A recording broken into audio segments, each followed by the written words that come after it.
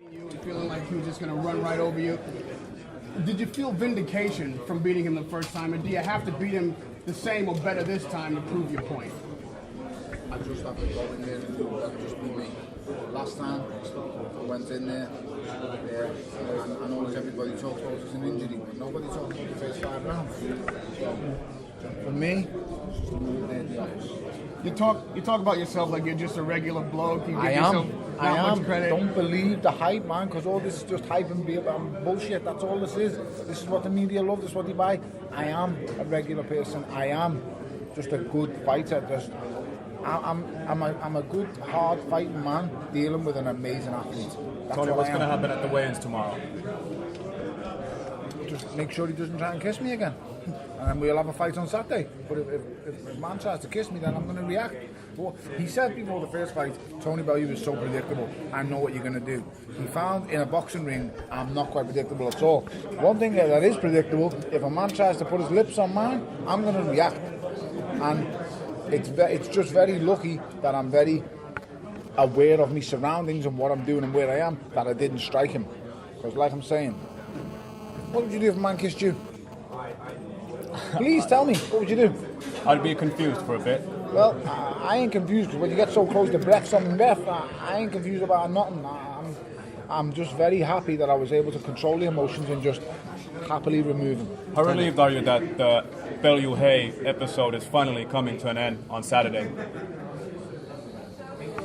Very relieved. Very, very relieved. I need this to be over, and I need time away from boxing and sport, and I need to go home. So I'm looking forward to that happening. You said David is not the fighter that he used to be, and nobody is. Nobody can be. A younger David Haye, does he beat Tony Bellew? No, he doesn't, because styles make fights, and when I'm younger, I'm even sharper. And if I had the brain I had now, I would never have gone to 12 stone 7. But hey, what can you do? Can you campaign at heavyweight? Do you see yourself continuing to fight here? No, I'm not really a heavyweight. I'm a cruiserweight. You'll see tomorrow. I'm a cruiserweight. So, but I'm also a very fast, sharp, big punching cruiserweight. Very similar to this pussy. You know, he's the same, but he's put on a little bit more muscle, a few more pounds.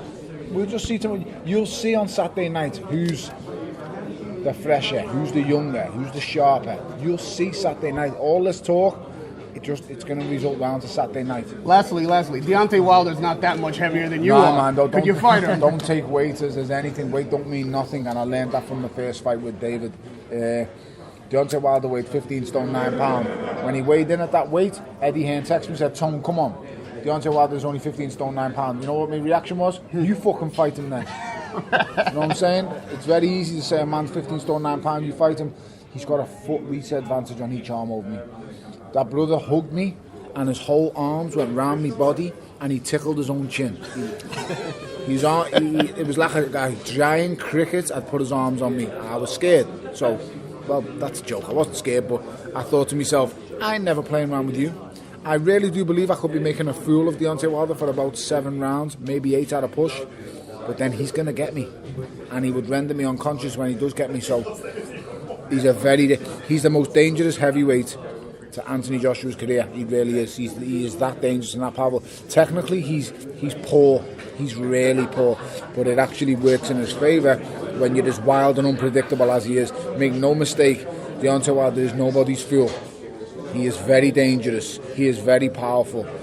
But he is also very, very clumsy, and it will take a man of similar size and proportion with big power to beat him. Anthony Joshua is that man. Tony Bellew definitely is not.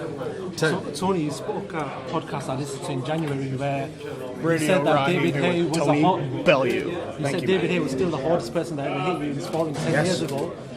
Him or David Price? But talk to me about the sparring sessions that you had with I only had one with him. And how did that go? I was just an amateur when he got beat up.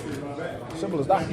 He pulled out of his scheduled fight with Mark Hobson the next day. That's not me making. That's fact. Oh, that's not me making. So just ask David. Well, you can't really. That's not fair. But David Price will be able to tell you too. That's a nice kettle you've got on, lad. That must be you must be in the wrong job. But I'm in the wrong job. So.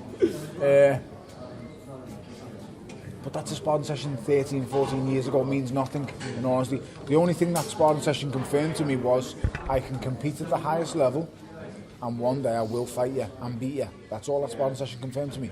So it doesn't do anything to this, what we're doing now. It's just something that happened 13, 14 years ago, and it confirmed to me of that one day I can become a world-class fighter. David Haye was only competing for the British title against Mark Hobson.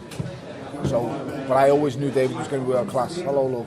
I knew David was always going to be world-class, so it's nothing. Tony, if you beat David on Saturday night, what's going to be your message to him after the fight? What are you going to say to him after the fight? Nothing, thanks, see you after. Jay, can I just ask your thoughts, what do you think when Jay from the In-Betweeners turned up at the press conference? I was going to say to him, you're having that tune on the back of your line, shit, you never got a blowjob as well. That's what I was going to say to him, but I'll be honest, it took me by surprise, and I'm a big In-Betweeners fan. I love the In-Betweeners. I always just think of when the teacher comes on, Will?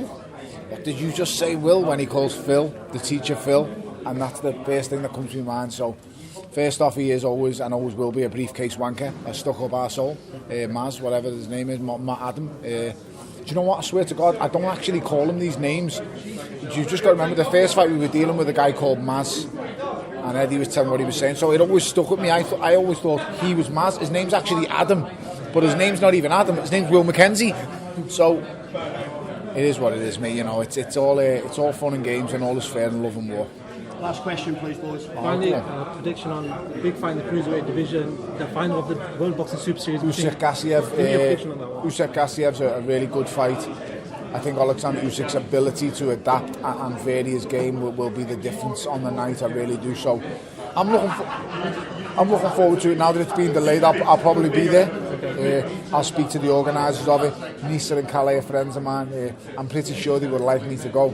So depending on what we can get sorted out, I've got a few more important things once this fight's over that I've got to get to. So, you know, I've got more important matters than the media and boxing world, mate, that I've got to attend to, which is pretty urgent in my life. So I've got to get through this fight. And although everybody videoing here, they take the piss out of me on social media saying, oh, what does Bellew want to do? He wants to get home safe to his wife and kids. Well, yeah, they do.